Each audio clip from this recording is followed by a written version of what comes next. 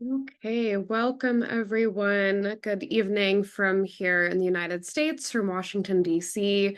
Good morning to all of you in the Philippines or elsewhere. Welcome to this press conference and community event on the public launch of ICHRP's 2025 International Observers Mission. My name is Colleen Moore. I serve as the Director of Peace with Justice at the General Board of Church and Society, which is the social justice agency of the United Methodist Church. And I'm also currently serving as a commissioner for this year's observer mission. This year's observers mission of the 2025 Philippine midterm elections follows ICHRP's 2022 observers mission, which found the 2022 election of President Marcos Jr. to be neither free, honest, nor fair. Since the election of Marcos Jr., rampant violations of human rights and international humanitarian law have continued. While ICHRP has hailed the International Criminal Court's arrest of Duterte as a step towards justice, much remains to be done to hold all those guilty of crimes against the people accountable. Indeed, there is such a need for the world to pay attention to what is happening in the Philippines, as this year's election happens in the context of increasing militarization in rural areas of the Philippines, as well as the 2025 Balikatan military exercises, which will include participants and observers from 16 countries. So today we will hear from a panel of speakers on the current situation and the need for an observer's mission to pay heed to the current struggle of the Filipino people to assert their civil and political rights during the 2025 elections, as well as their right to self-determination and national sovereignty. Just a few Zoom reminders that are also in the chat. This webinar will be recorded. Please rename yourselves in the following format as you see on the screen with your name dash organization. And also please add the word media to your Zoom name if you are from the media. Participant microphones will be muted while the speakers are speaking, but once we get to the question and answer section, those questions will be entertained. So you can either use the raise hand function in Zoom to ask a question, or you can type it into the chat. So I'm honored to introduce our first speaker, Danilo Aro. He is an associate professor of the Department of Journalism at the University of the Philippines, Diliman College of Media and Communication. He is also a faculty affiliate of the Center for International Studies at UP Diliman and a special lecturer of the Department of Journalism with the College of Communication at the Polytechnic University of the Philippines. He is also the editor of Media Asia, which is a peer-reviewed journal published by the Asian Media Information and Communication Center and Routledge, Taylor and Francis Group. He is the convener of Contradaya, which means against fraud, which is an election watchdog based in the Philippines. So Danilo, over to you. Yeah, thank you, Colleen. With the limited time that we have, I'll just try to cover as much ground as possible on the various aspects of elections and human rights. It's a welcome development that the International Observers Mission is coming back here because in 2022, as Colleen correctly mentioned, there was widespread fraud, and we need to analyze the human rights dimension of it, and providing an international perspective bolsters our analysis of what's happening on the ground. Now, just to give you a quick idea on the state of human rights in the Philippines, in the next slide, you would see there selected statistics on extrajudicial killings, enforced disappearances, and other forms of civil and political rights violations. By themselves, the numbers are alarming, but of course, we have to remember that even if, assuming for the sake of argument, that it's just one human rights violation, let's say only one extrajudicial killing that happened in a certain scenario, it's still alarming because the fact remains that there is that particular violation of human rights. So it speaks of the kind of society that you live in, thanks to the ruling class or the rich and powerful. Now, I want to also provide another set of statistics related to human rights. So, in the next slide, you will see there the conditions in among what we call political detainees. Of course, in our country, they don't. The official line is that there's no such thing as political detainees because those who are imprisoned based on political beliefs are usually charged with common crimes. Now, mind you, the numbers stated there, they say something about the condition of human rights in the Philippines, but we have to look at it from a more humanitarian perspective, for lack of a better term. I can tell you right now that a journalist named Frenchie May Cumpio is still languishing in jail under the Marcos Jr. administration. She was imprisoned or she was arrested in February 2020, a month before the global pandemic, where we had a lockdown in the Philippines as well as in other parts of the world. And she was accused of, common crimes like illegal possession of firearms, illegal possession of explosives, making her case non-bailable. But before she was arrested, she was repeatedly red tagged. In this part of the world, red tagging refers to, the accusation that you are part of communist or terrorist movement, and that once you get red tagged, there's already a target on your back. Just like Frenchie May Cumpio, you may be arrested or and detained. And just like my other colleague who was killed in the past, Randy Malayaw, you could end up dead. You could be killed. And sometimes in the case of certain individuals like Randy Echanis, before you get killed, you could be tortured first. In his case, he was stabbed 70 times, more than 70 times before he was killed. So, that gory picture, sorry if we're having this conversation early in the morning here in the Philippines, such gory details present to us the kind of conditions happening on the ground. And that's why we need to really look at it from a more, well, human rights perspective is good, but we have to treat each case as something that's unique, and that for every case, there are families left behind. There are grieving sons, grieving daughters, uh, grieving spouses, and other loved ones, who agonize over such situations. Now, in the next slide, we'll focus on the elections now. As documented by our group, Contra Daya, we were established in 2007, and ever since we've been focusing on different aspects of election fraud. This more or less sums up what we've observed since 2007. At that time, there was a manual system of election, and then from 2010 up to the present, we've already adopted the automated election system.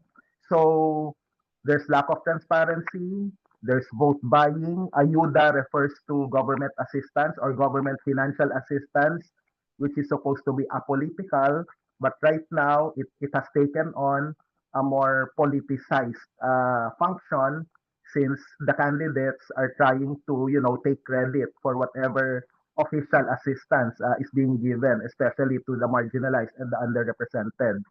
So there's also disinformation, particularly denialism or historical denialism and red tagging. Right now, historical denialism is not just confined to what happened during the time of the dictatorship from 1972 to 1986 when the country was under martial law. Up to now, even the war on drugs under the Duterte administration is subjected to denialism, not just in terms of the numbers of those killed, but rather also the circumstances behind the war on drugs. There are people who justify and would gaslight their way into arguing that those who were killed, they deserve to die because they were criminals, they were rapists, they were drug addicts. Those denialism, those kinds of denialism would tend to have some implications on the outcome of the elections, because there are people who are led to believe on with regard to such lies. So they tend to the perpetrators of fake news would tend to do anything and everything just so they can regain power. So harassment and intimidation is also happening, along with misuse and abuse of government resources, and the impunity that informs society right now includes the mockery of the law, where people, especially candidates who have a lot of financial resources, they can get away with practically anything, including premature campaigning, illegal posting of campaign paraphernalia, among many other forms of illegal campaigning. The details will be discussed later by another speaker, our colleague from Vote Report PH, because there are more specific aspects of illegal campaigning. Now, in the next slide, I would want to direct your attention to the automated election system that started in 2010. So with the limited time that I have, I just want to focus on two. There's lack of transparency. You really don't know what goes on in the machine and whether or not your ballot will actually be counted and reflected in the election returns or in the actual results of the elections. And foreign intervention is quite telling. So we may have kicked out Smartmatic, but it was replaced by Miru. So Smartmatic is based in Venezuela, but now I think it holds office in the US, and Miru is based in South Korea. Now, okay, 2 minutes remaining. There are fundamental problems as well in the next slide with regard to the election system. So the domination of the rich and powerful, as well as the party list system, which is supposed to serve the marginalized and underrepresented, they end up being hijacked by the rich and powerful. Now, lack of time prevents me from providing more details on the study that we did. But in the next slide, you would see there. Next slide. Okay. So we've flagged at least 55% of the of 156 party list groups running in the current election. In other words, they do not serve the marginalized and underrepresented for the reasons stated there. Now, in the next slide, just to give you an idea, we will be doing in partnership with Vote Report PH report, a consolidated report on the various forms of illegal campaigning and other aspects of election fraud. So similar to what we did in 2022 during the presidential elections. And we expect in the next slide, various forms of disinformation, like fake COMELEC resolutions, fake announcements pertaining to party list groups. Now, next slide. Okay, 30 seconds left for the final thoughts. So these are certain points of assessment that we need to keep in mind. So there is one of our major call is the shift from automated to hybrid election system. And last point, this is the last slide, last few seconds. These are some of the calls that we have. And again, lack of time prevents me from discussing this further, but perhaps during the question and answer portion with our colleagues in the media and whoever may want to raise certain clarifications, we'll be happy to oblige. So that's it. Thank you very much. Magandang umaga, kontradayang umaga. Thank you so much, Danilo. And sorry, we have to rush through this so quickly. I know there's so much rich detail that we can get into during the question and answer. But our next speaker is Ian Aragoza. He is a senior IT professional in the field of data with a strong passion for using technology to drive social good. Outside of their professional work, Ian actively engages in civic initiatives that leverage digital and technological solutions for social good. Ian currently serves as the development lead and spokesperson for Vote Report PH, which is an alliance of IT professionals dedicated to pursuing clean and fair elections by centralizing reports of electoral fraud into actionable insights and visualizations. So Ian, over to you. Thank you for being with us. Thanks, Colleen, for introducing me. Right, so Vote Report PH has been working hard and using our technical expertise to document cases of electoral fraud in the Philippines since the election period, since we were founded in 2010, actually. So for the upcoming elections, I'd like to give an overview of what we've collected so far. In the 2 short months since the start of the campaigning period for the 2025 elections, we have collected nearly 800 unique reports of electoral fraud, both on the ground and in the online spaces we've monitored, right? We've documented many different kinds of electoral fraud, including several cases of vote buying, the illegal use of public resources for campaigning, partisan harassment by state police, and what was mentioned by Prof. Rao, illegal campaigning, which has actually led the top violators of illegal campaigning are also the candidates leading right now in the polls, right? What's worth highlighting is that political violence especially has been growing again, that even the Commission of Elections has recorded 46 incidents of political violence in the past 4 months. And here at Vote Report PH, we've recorded over 10 people slain since the start of the campaigning period just over 2 months ago. In both online spaces and on the streets, we still see that red tagging is the violation with the most counts, with the most reports, taking up more than 3 out of 4 reports of all the reports that we've collected thus far.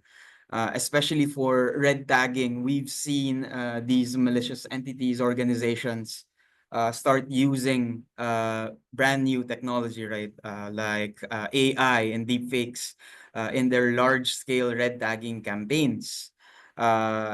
And until now, right, we've been releasing reports regularly to the media, sending them to the COMELEC. We still have yet to see real proactive action in fighting against all these different cases of electoral fraud that we've recorded.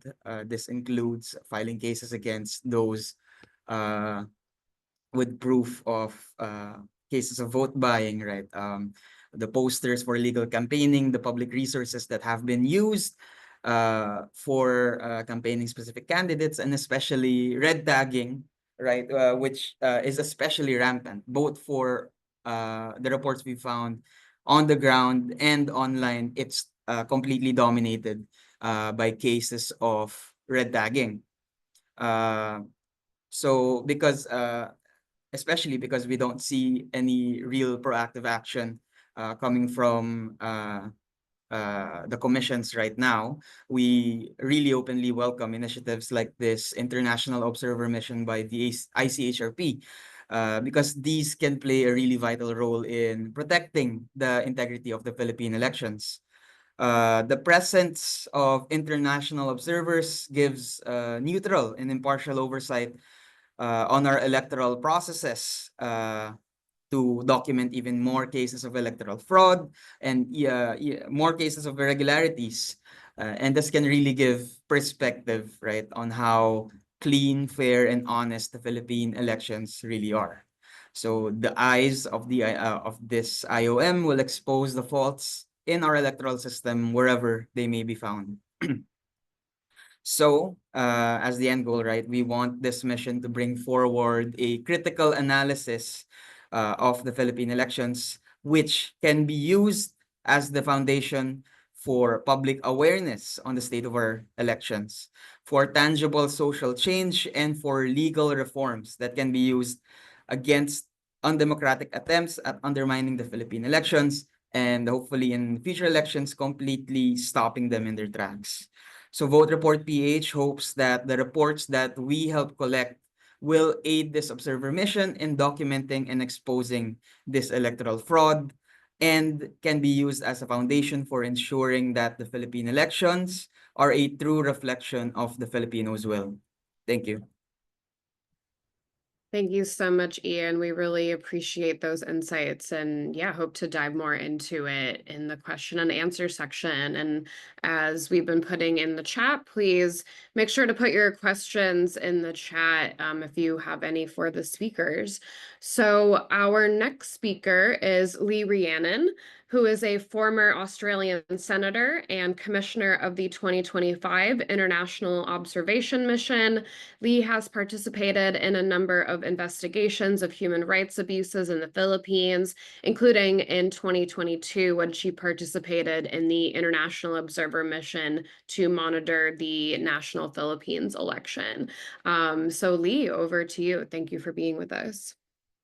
I'm coming to you from Sydney, Australia, and the 2025 International Observers Mission, as you've heard, is working to ensure all Filipinos have the right to participate in a free, honest and fair election. We know how important this work is, as the 2022 Filipino elections were neither free, nor honest, nor fair.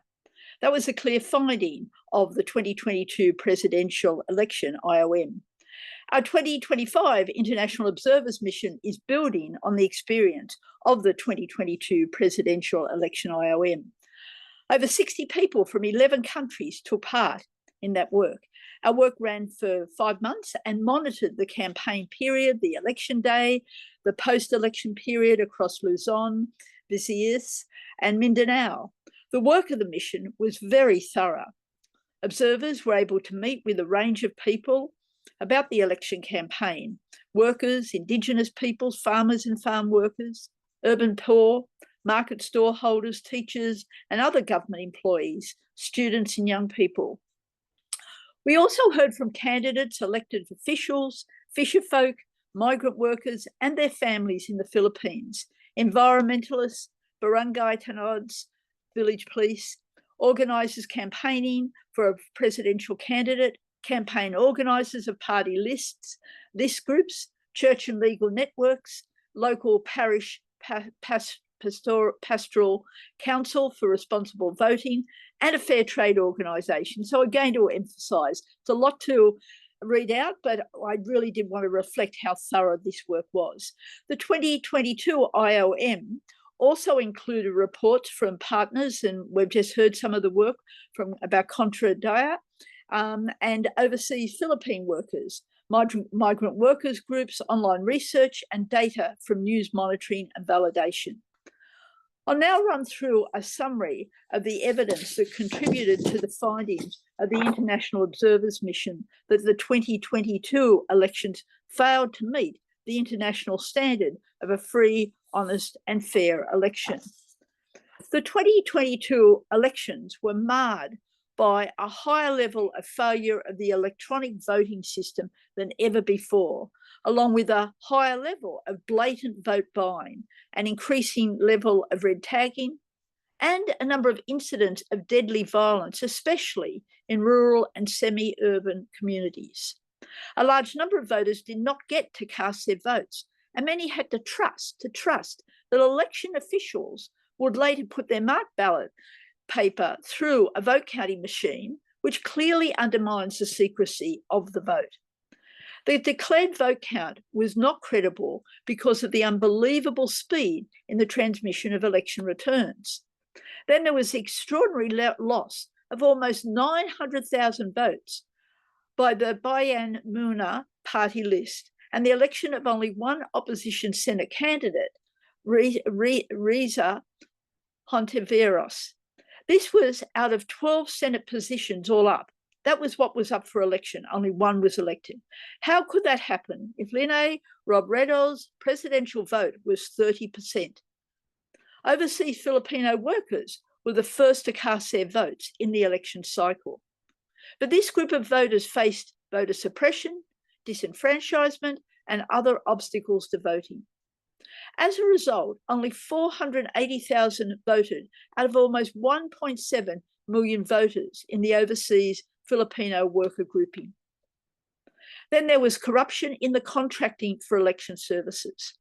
The contract went to Smartmatic USA Corporation, which was less than 60% Filipino owned, thus not meeting the requirement of the Filipino Constitution. On top of that, F2 Logistics were awarded the contract for the delivery of all election paraphernalia.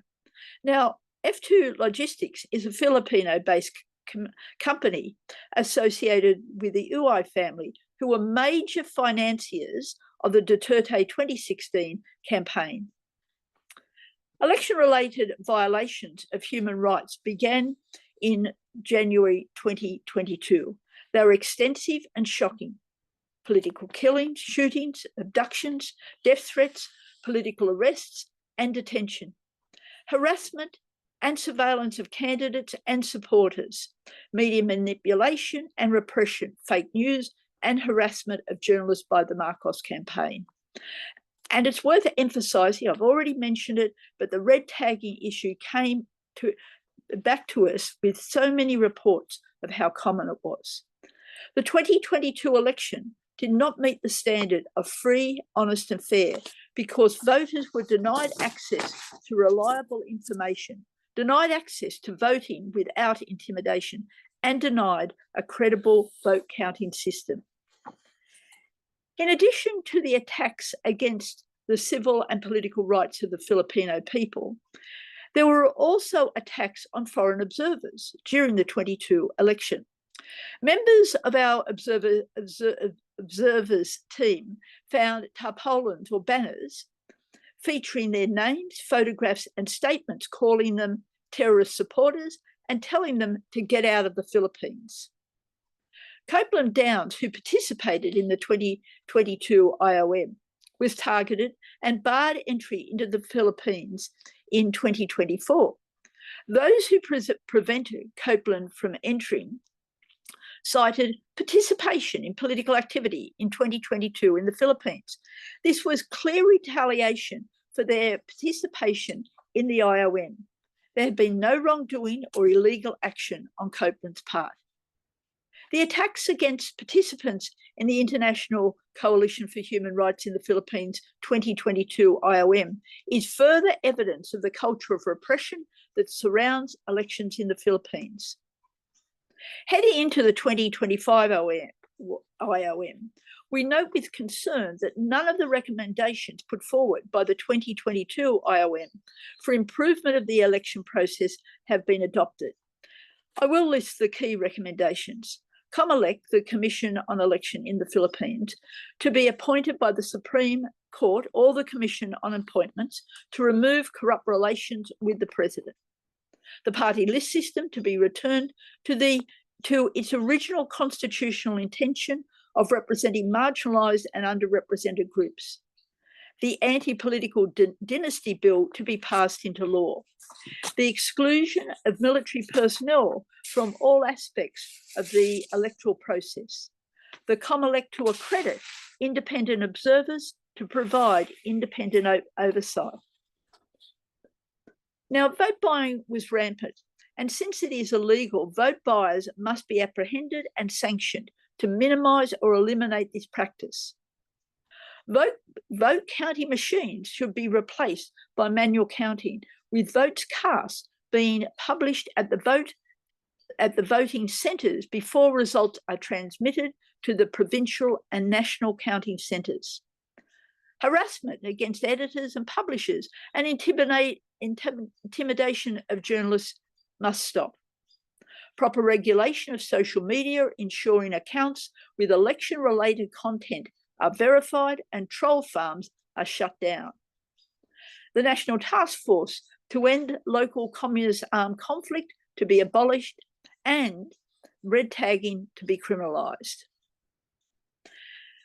Now, the arrest of former President Duterte by the Philippine National Police and Interpol under an International Criminal Court warrant continues to have major impacts on Philippine political culture. Despite these significant developments and the international community, the international community has failed to take action against the rampant violation of human rights in the Philippines and the gross failures identified in the 2022 national elections. The failure of the Filipino state to seriously address these abuses further underlines the importance of the 2025 International Observers Mission to monitor the current elections and report on the outcomes. Now that the Marcos-Duterte alliance has broken down, the competition among the elite is even fiercer. Progressive candidates have more opportunities to be heard by the people and to win their votes. The world community has a responsibility to back free, honest, and fair elections for all Filipinos. Thank you. Thank you so much, Lee, for those insights. I'm really looking forward to especially diving more into some of those recommendations and how it relates to this year's Observers Mission. So thank you so much for that. So our final speaker will be Reverend Dr. Patricia Lisson, who is the Vice Chairperson of ICHRP Global, based in Montreal, Quebec.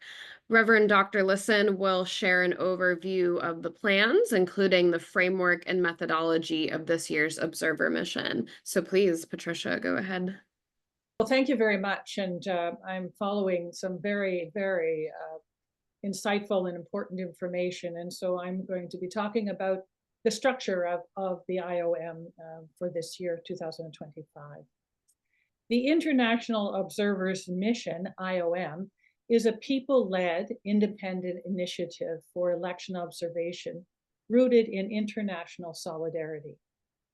It is organized by the International Coalition for Human Rights in the Philippines, ICHRP, a global network composed of faith-based groups, trade unions, lawyers, parliamentarians, academics, human rights defenders, and peace-loving people worldwide. The second IOM is responding to the call from our partners to lead an impartial international scrutiny of the 2025 Filipino electoral process, which is peppered persistent reports of state-sponsored violence, fraud, foreign military interference. The IOM will focus on disenfranchised Filipino communities, particularly in rural and militarized areas. And as we heard, those communities are also red tagged. The red tagging in those communities runs rampant often.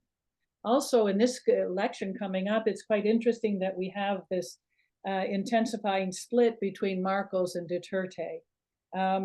That split has caused undue violence and questions as this election goes forward. So this election is very critical and comes with its own set of situations. In 2021, the commissioners of the Independent International Investigation into Human Rights Violations in the Philippines, Investigate PH, recommended in their second and third reports that an independent international election observer mission be conducted to uphold the integrity of the May 2022 presidential elections, just as Leanne told us. ICHRP responded by launching the IOM 2022. The IOM conducted that the Philippine 22 concluded, the IOM concluded that the 2022 Philippine elections did not meet international standards for a fair, free, honest elections. When you have reports coming out of the Philippines on some of our weekly reports during the 2022 elections, you have the title page would say, "Guns, Goons, and Gold."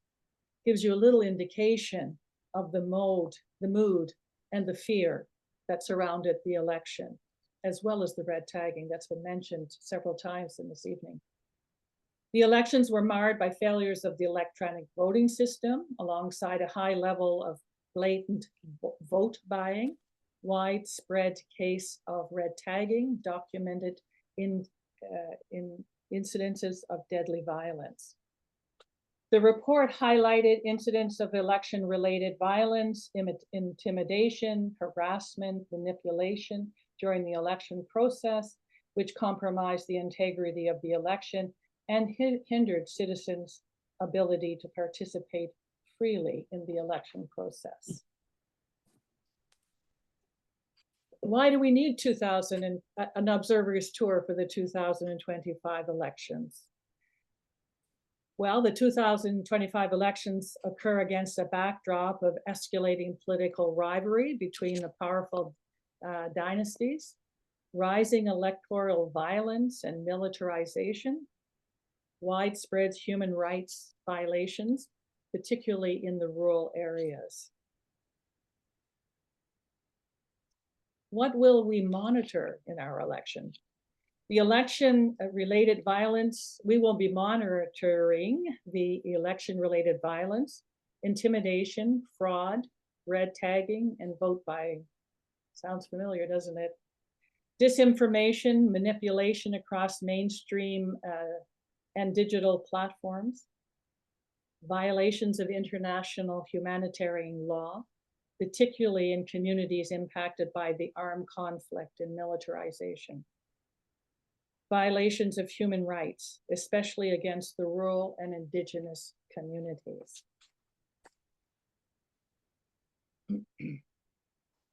So let us meet the commissioners for the IOM, and two you've already met this evening, Lee Riano and Colleen Moore. Reverend Michael Blair from Canada, the United Church of Canada, is also on the Zoom call. I noticed his name come up. Sylvain Goldstein from France, the CGT Asia Pacific Director, and Xavier Catlas from Catalonia, President Catalonia Association for Peace. And these folks are the public face of the IOM, and we want to thank them wholeheartedly for their commitment and willingness to take on this task. And it does require a fair bit of, a lot of commitment and work to be a part of, to be a commissioner for the IOM. The methodology, how do we accomplish our task? The 2025 IOM will take place from late April to mid-May, I'll get there, encompassing the May 12th election day.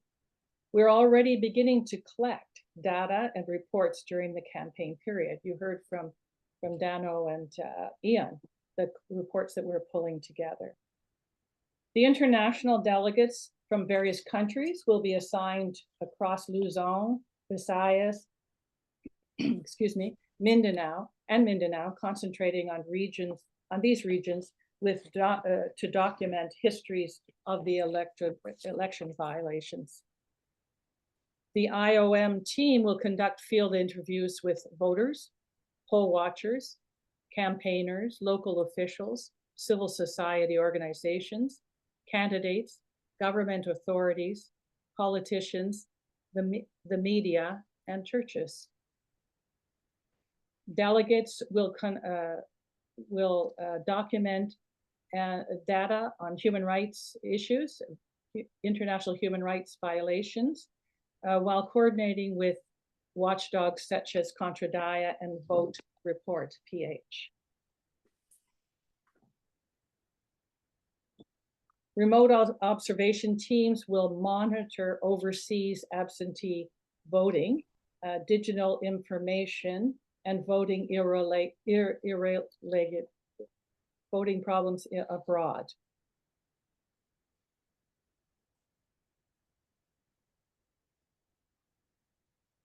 All findings will be validated and consolidated by a central research team, cross-reference with media reports and independent resources. The research team consists of volunteer researchers and commissioners who have established records in monitoring elections and democratic governances, humanitarian work, and peace building. The final report, preliminary findings, will be released soon after the election day.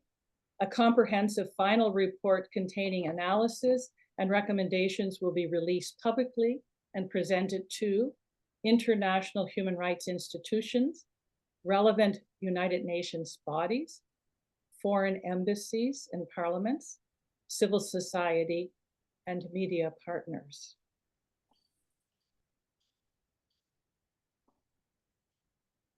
So in conclusion, The IOM serves as a critical safeguard for democratic integrity in the Philippines. International solidarity and human rights monitoring are essential tools against electoral abuse and repression. And I think it's really important to remember and to understand that this election that is unfolding in 2025 is under the shadow of a deepening repression and the entrenchment of political dynasties. In this light, IOM puts us on the ground in the Philippines in solidarity with the Filipino people. And ICHRP is committed to document the truth about this 2025 May election. Thank you very much. Thank you so much, Patricia, and thank you so much to all of our speakers for your insights into this year's observer mission and overall the intensifying militarization around this year's election. So we're going to go into our question and answer section now. Thank you so much to everyone who has put questions in the chat. Feel free to keep posting those questions in the chat or raise your hand and we can call on you. So we have about the remaining 10 to 15 minutes for question and answer. So our first question, I will pose this to Lee Rhiannon first as it dives a little bit more into the 2022 recommendations. So what shall the Philippine government improve in order to have a clean and fair election this May? So Lee, we can start with you and then if anyone else would like to add. Look, there's, whoops. Oh, you were good before. I think you just muted yourself. All good? Yeah, now I can hear you. Okay, thank you very much.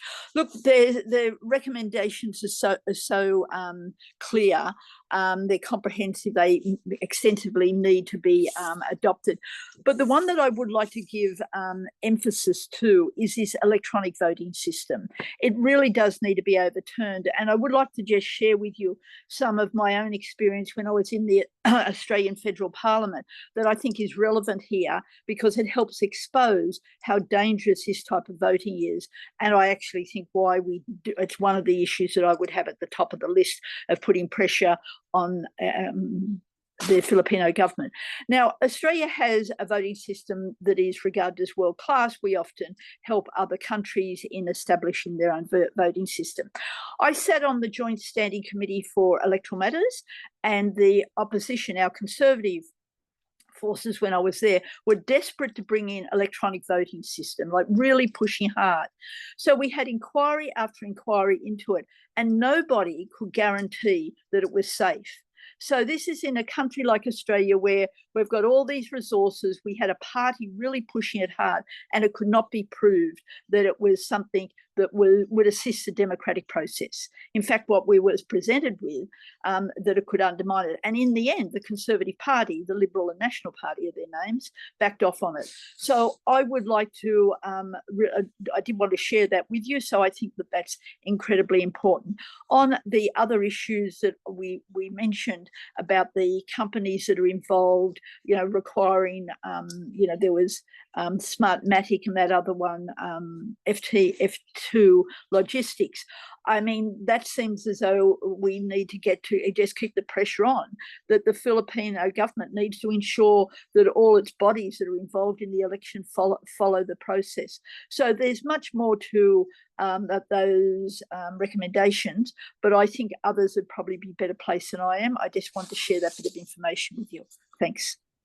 Yeah, thank you so much. Maybe Professor Arrow or Ian, if you'd like to add anything to this. Yes, just quickly, the experience of Australia mirrors that of what's happening in Japan right now. Japan may be one of the most high-tech countries in the world, but it still adopts a manual system of election.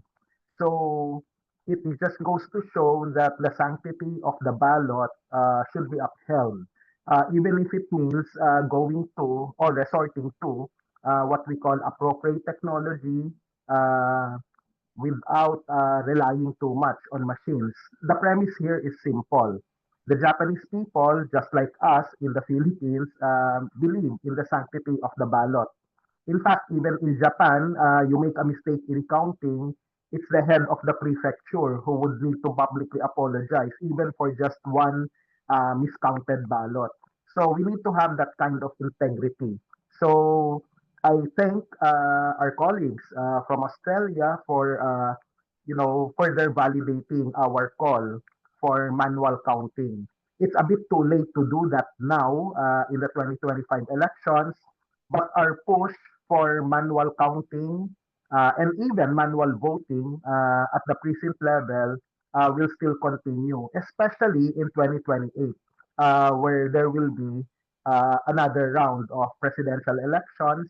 Because what's happening today, just for the information of our international community, it's the midterm elections, where senators, party list groups, and other local officials will be selected. 2028 will also be crucial. So the advocacy for manual counting and even manual voting will still push through. Thank you.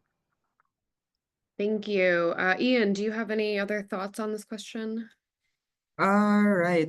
Speaking from my technical background, there really is a risk for what do you call this? There's the risk of undermining the elections with technology. So speaking as someone from tech, uh, electronic voting really has that risk of especially proprietary systems, right? Where you're not everything is exposed, not everything is explained to the public, how it works, how votes are counted, how votes are transmitted. So unless everything is completely transparent, and even then, right, you don't get any certainty with an electronic voting system. And if anything, it actually makes the process of changing results, of miscounting votes, right, etc., even easier to implement on an even larger scale, right? And it also removes it can be a tool, a scapegoat, right, to escape accountability, right? You would say, oh, it was the fault of the machine. A lot of times you would mention, oh, it's the accuracy of the machine, it's expected machine fault. Right? So especially for something as important as national elections, right, where the next few years are going to be uh, uh,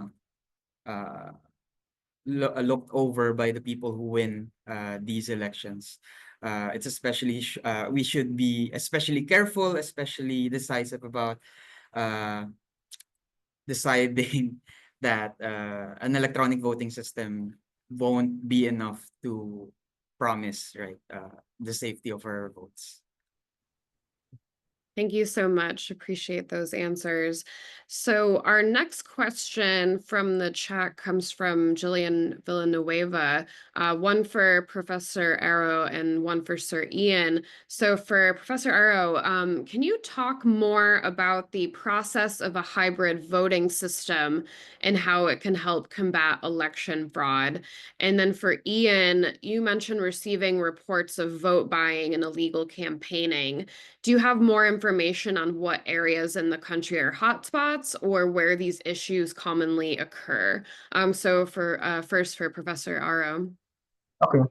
Well, when you engage in manual voting and manual counting, of course, the process will be slower, but the process of counting the ballots, the physical counting by themselves, can be carefully monitored by election watchdogs and other concerned citizens. So the process is slower. We admit that it's not as fast as the electronic transmission, but at least we are more or less sure of the votes. Now, is it free from fraud? Not necessarily, because our experience with manual counting before automated election system was implemented in 2010 would show that there are instances of ballot switching, ballot snatching, uh, and sometimes the tampering of the physical ballot. So we have to guard against such things. we have to remember that the promise of fraud-free elections as a result of the adoption of the automated election system has not been fulfilled. And in fact, high-tech voting has given rise to high-tech cheating. So we still have to, so there are no guarantees in whatever system we may adopt, whether it's manual system, automated system, or what we call the hybrid, a combination of manual voting and electronic transmission. So we still need to be very, very vigilant.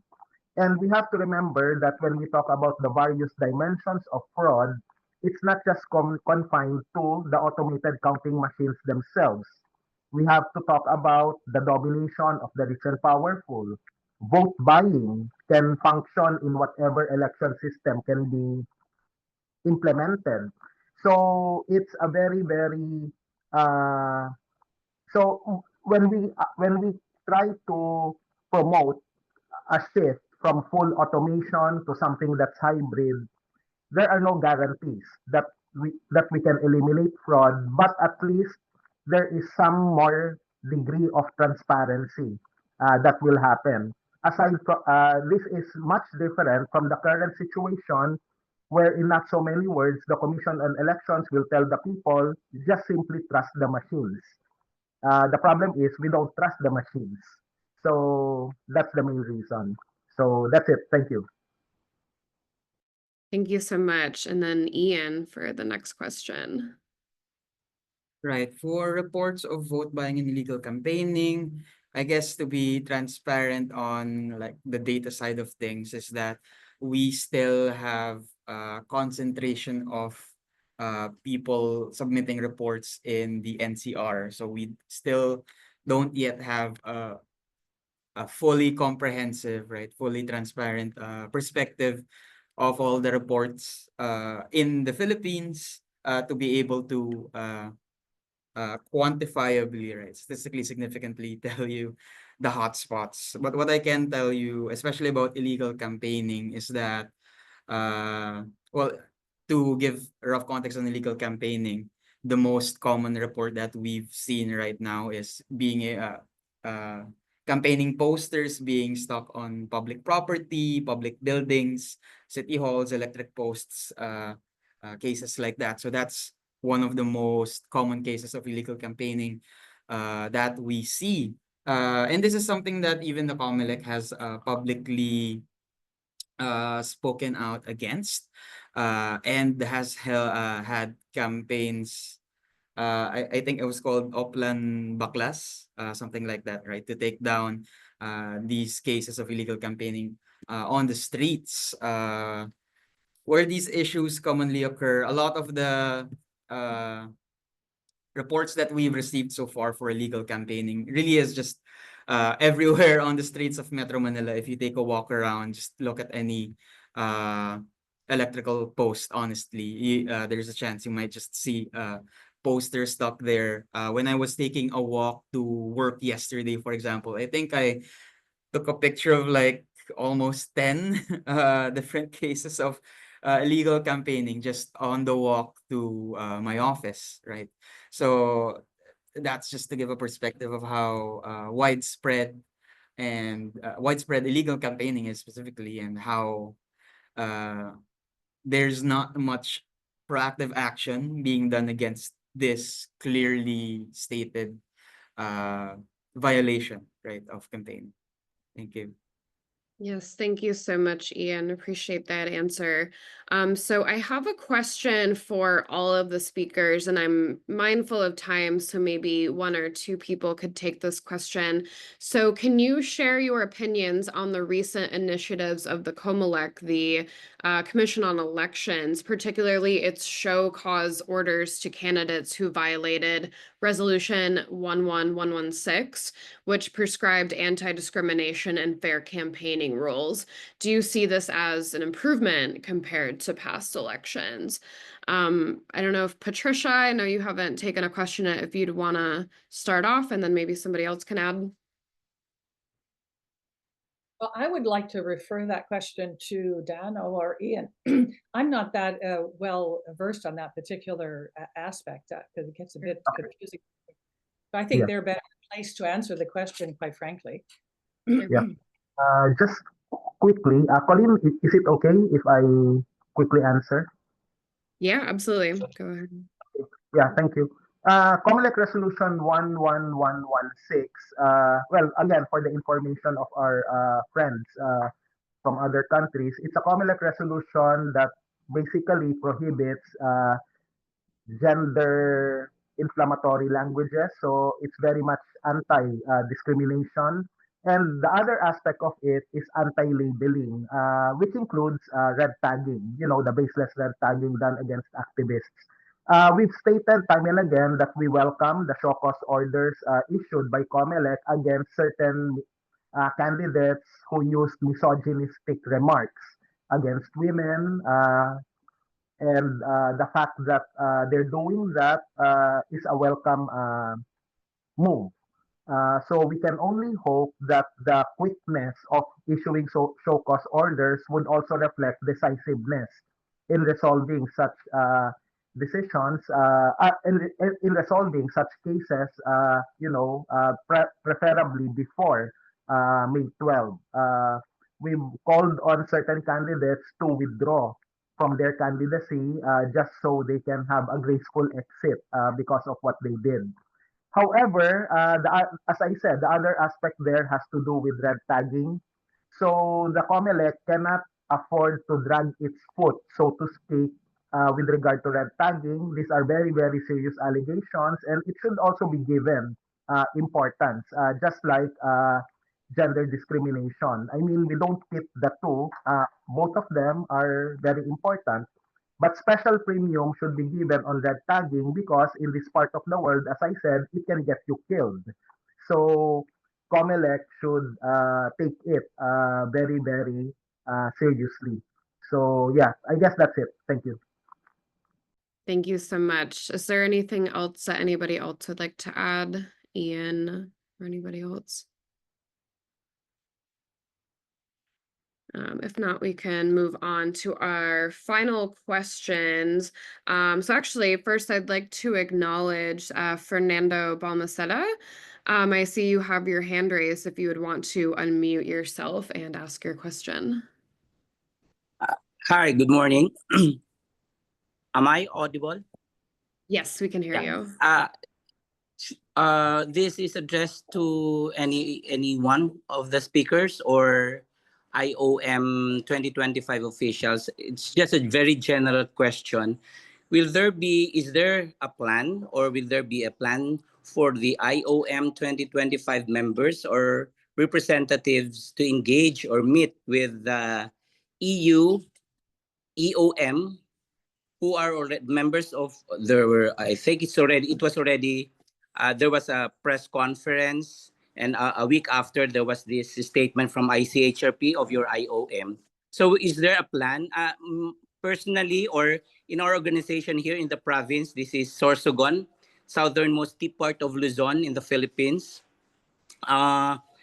We do value the IOM because it presents definitely itself as an independent organization, while we do recognize the well-meaning intention of the European Union. But of course, these are representatives from the governments, and their governments have their respective business interests in the Philippines. So we do not value so much of their activities or observation other than independent organizations. So if is there a plan for the IOM, especially if you'll be finishing your report, so that you can also positively influence or add a context to what the EU EOM 2025 observers will be doing for their report? Thank you very much. Thank you.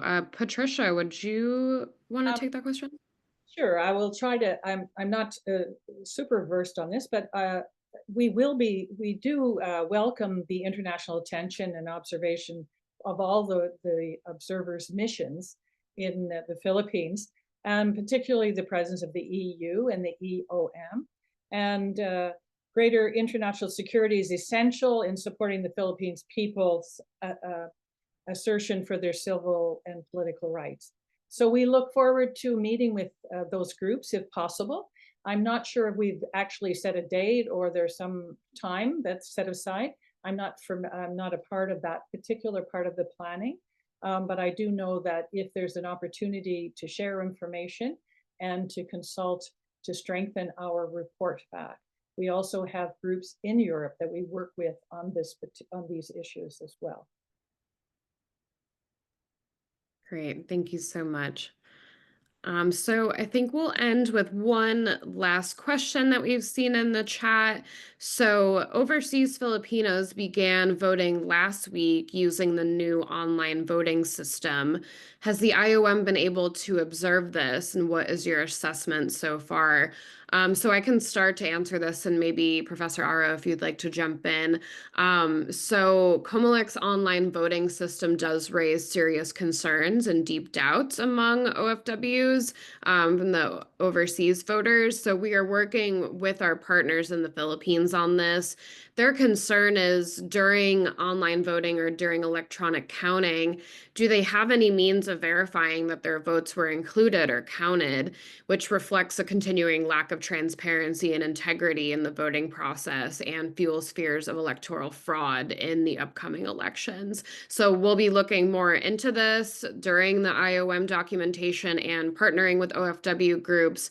We have heard with our local partners that their demand that issuance of receipts, online and downloadable receipts, that they're easy to read, that they clearly show the voters' choices, and above all, there must be manual counting of votes in each precinct assigned by Philippine consulates and embassies abroad. And Professor Aro, I know you started to talk about this a little bit. Is there anything you'd like to add?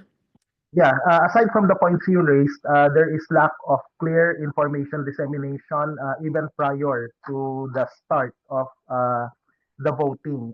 For those who may not know, actual voting started already on April 13 and will run until May 12. So there's much more leeway for our 1.2 million overseas Filipinos who are eligible to vote. I mentioned 1.2 million because the overseas vote is quite substantial, especially in tight races for senator and party list groups. There are cases where we only elect 12 senators and sometimes 11, 12, 13, 14 slots. The difference is only sometimes by the tens of thousands or by the hundreds of thousands. So you can argue that 1.2 million is small compared to the more than 60 million voters that we have here, physically here in the Philippine Islands, but they cannot be ignored. They can elect. They are in a position to elect senators and party list groups. So that's why we have to take it seriously. We denounced the COMELEC. We've mentioned this several times for certain technical glitches. We can talk about specific technical glitches, but lack of time prevents us from doing a deep dive on it. Even the QR code, as correctly mentioned, when you scan it, you cannot validate, your vote, and what's stated there would be, what would appear would just be simply gibberish or, bunch of codes and certain unreadable text. So sometimes people wonder, will my vote be ever counted? So that's why we want more transparency. I mean, don't get me wrong, we're not against technology. In fact, we want to give options to people. Internet voting on paper is good. It's very convenient. But let's make it transparent. As mentioned by our colleague Ian a while ago, let's make it open source so that source code review will also be more convenient and not so, stressful. But that's the problem here in the Philippines. It's quite symptomatic of the lack of transparency and the lack of accountability. And that's why there's a need for non-partisan international perspectives to come in. Don't get me wrong, of course, all of us are against foreign intervention, but observers' missions, they don't encroach on national sovereignty. And in fact, they strengthen, the initiatives of election watchdogs and other groups here. So again, thank you for doing this. This means a lot not just for democracy in the Philippines, but for democracy in other parts of the world. Thank you very much. Yes, thank you so much for those additions. Well, thank you so much, everyone, for being here today. I want to give a special thank you to all our speakers today. I know the evidence shared today is so clear that the results of the 2022 observers mission of the Philippine elections, the current human rights situation, the intensifying jockeying between political dynasties in the Philippines, all of this shows the demand for international observation of the 2022 election. As the international community, we must be vigilant in following and monitoring the situation, whether we are in the Philippines or abroad. Further, as the Balikatan exercises happen in the background of the elections, we have to be attentive and watch for the impacts of increasing militarization in the Philippines. So in the coming weeks, we encourage the international community to follow information about the election, as well as other concerns from ICHRP coming out from the ICHRP website and social media channels. So thank you so much for joining us today. We hope that you have a great rest of your day or night for those of us here in North America. Take care. Thank you. Thank you. Thank you all.